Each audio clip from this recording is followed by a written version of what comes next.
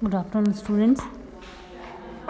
आज हम पढ़ेंगे ग्रोथ हार्मोन्स के बारे में। लास्ट क्लासेस में हमने पढ़ा ऑक्सिन्स, जिबरेलिन्स और साइटोकाइनिन्स के बारे में। आज हम एक ग्रोथ इनहिबिटर्स, मैंने बताया था 2 तरह के हार्मोन्स होते हैं, ग्रोथ प्रमोटर्स और ग्रोथ इनहिबिटर्स। तो आज हम पढ़ेंगे ग्रोथ हार्मोन जो कि इनहिबिटर है, एब्सिसिक एसिड।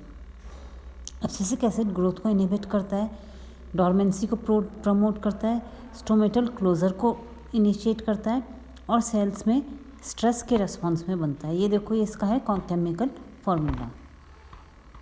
फिर हम देखें कि एब्सिसिक एसिड कहाँ कहाँ बनता है। एब्सिसिक एसिड मुख्यतः प्लास्टिड्स में, टिश्यूज़ में, लीव्स और सीड्स के क्लोरोप्लास्ट में इसका निर्माण होता है। इसका ट्रांसपोर्ट जाइलम और फ्लोएम के थ्रू होता है। अब हम थोड़ा सा इसके बारे में इनिशियल लेवल पे जानेंगे। ये ग्रोथ इनहिबिटर हार्मोन है। इसके जो फिजियोलॉजिकल इफेक्ट होते हैं वो मेनली है senescence, abscission, retardation and inhibition of growth.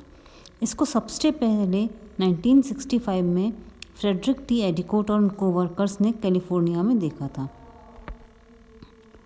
जो कि एक ऐसा फैक्टर्स देख रहे थे जो फ्रूट्स के एब्सिशन के लिए, फ्रूट फॉल के लिए जो कौन सा फैक्टर इम्पोर्टेंट है वो ये देख रहे थे।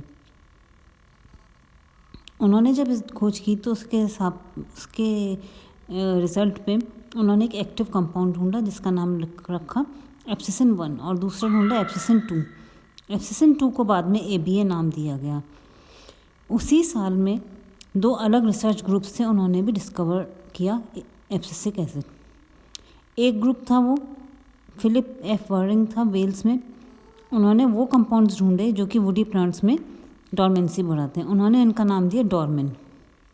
जो अदर ग्रुप था वो एक साइंटिस्ट है स्टर्नविक, उनके कोवर्कर्स ने किया न्यूजीलैंड में।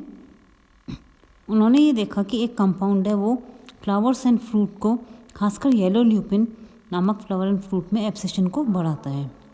उसके बाद 1964 में यह हो गया एस्टेब्लिश कि डॉर्मेन और ल्यूपिन कंपाउंड्स हैं वो एब्सिसिन सेकंड के समान थे, जो कि पहले एडिकॉट एंड कोवर्कर्स ने ढूंढा था।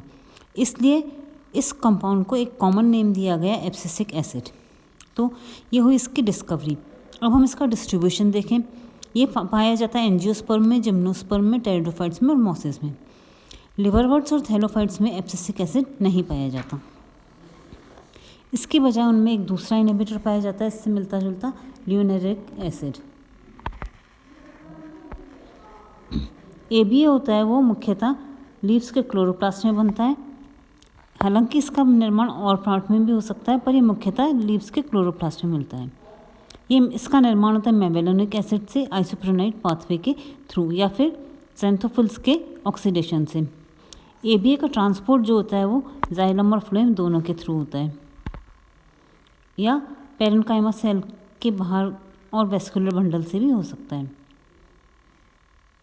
फिर इसका केमिकल स्ट्रक्चर हमने अभी देखा था। अब इसका बायो से देखें तो इसका सबसे इम्पोर्टेंट इफेक्ट जो होता है वो होता है रिटार्डेशन ऑफ ग्रोथ होता है। तो इसका जो बायो होता है वीट कोलेप्टाइल, उसमें यूज़ किया जाता है। जितना अमाउंट ABA का इंक्रीज़ किया जाए उतना ही अधिक ग्रोथ पे रिटार्डेशन या ग्रोथ पे एडवर्स इफेक्ट पड़ता है कंट्रोल के कंपैरिजन में। तो इसके बायो के लिए वीट कोलेप्टाइल को यूज़ किया जाता है, एक कंट्रोल रखा जाता है और एक टेस्ट कंपाउंड रखा जाता है। जो टेस्ट कंपाउंड में जैसे जैसे ABA का कंसंट्रेशन बढ़ता है वैसे वैसे ग्रोथ में कमी आती है, ग्रोथ के ऊपर एडवर्स इफेक्ट पड़ता है। अब हम देखें इसके फिजियोलॉजिकल इफेक्ट्स। हमने अभी देखा था इसकी डिस्कवरी, इसका डिस्ट्रीब्यूशन, इसका कहाँ साइट्स होती हैं, कहाँ इसका ट्रांसपोर्ट होता है। अब हम इसके फिजियोलॉजिकल इफेक्ट देखें। सबसे इम्पोर्टेंट इफेक्ट्स है इसका bud and seed dormancy. Bud and seed dormancy में जैसा कि हमको नाम से पता पड़ रहा है, डॉर्मेंसी मतलब सुषुप्तता।